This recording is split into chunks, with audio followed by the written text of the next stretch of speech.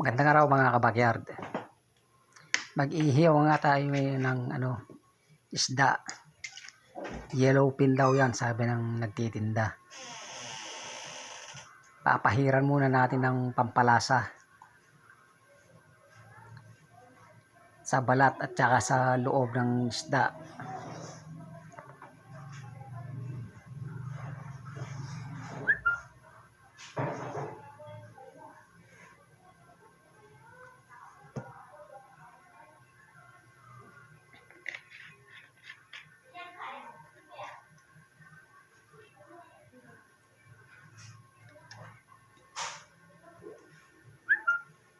Hayaan muna natin siyang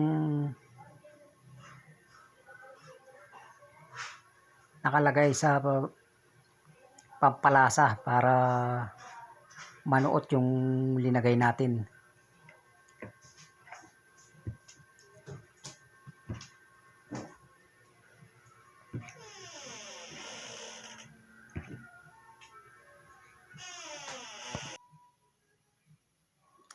Yan mga kabakyard, nag-iihaw na tayo.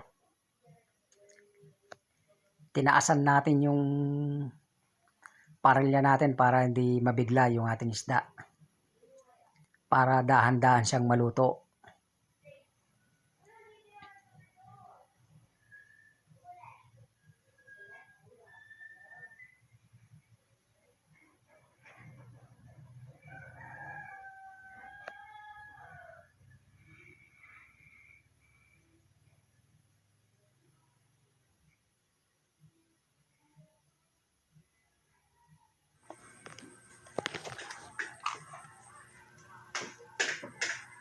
Yan.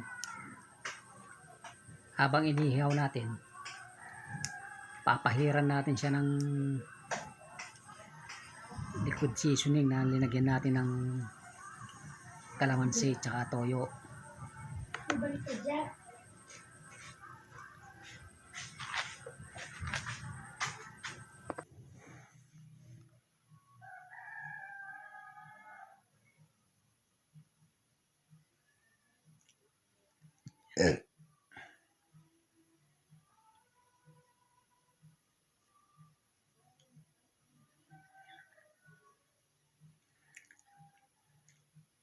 Ayan mga kabakyard, tinapat natin yung ulo niya sa malakas na